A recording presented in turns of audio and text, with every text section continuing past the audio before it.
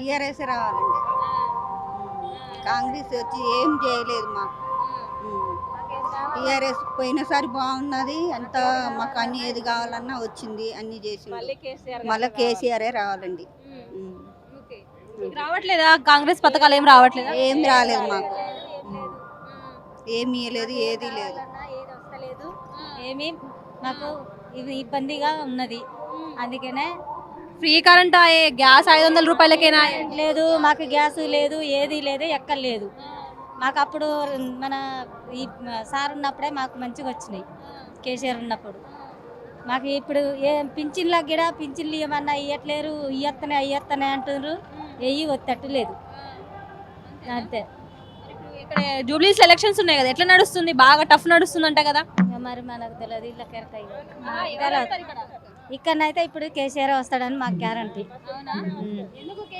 మాకు కేసీఆర్ రావాలి ఇప్పుడు, ఎందుకంటే దేనికైనా మాకు సహకారం ఉన్నది. అంతే, మాకు కాంగ్రెస్ అన్న ముచ్చటొద్దు, మాకు ఏదొద్దు. గోపీనాథ్ గారు ఉన్నప్పుడు మంచిగానే ఉండేనా ఇక్కడ? బాగానే చేశారు. అంటే మీకు ఏమైనా బతుకమ్మ చీరలు గుట్ల అట్లా ఏమైనా వచ్చినాయి అప్పుడు? ఇచ్చారు, బతుకమ్మ చీరలు అన్ని ఇచ్చారు. పోయినసారి వచ్చాను. కాంగ్రెస్ రాలేవా? బతుకమ్మ చీరలు అన్నాడు 2500 అన్నాడు, ఏది రాలేదు. ఫ్రీ కరెంట్ లేదు, గ్యాస్ సిలిండర్ లేదు, ఏది లేదు. 800 రూపాయలకు ఒక పట్టు చీర అని చెప్పేసి అన్నాడుగా బతుకమ్మ చీరలు. ఏది మరి మాకే రాలేదు. మాకు సునీతమ్మే ఇచ్చింది మొన్న, మాకు ఆమె కావాలి జూబ్లీహిల్స్లో.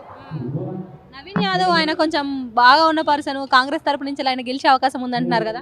లేదు, మాకు మా సునీతమ్మే వస్తుంది.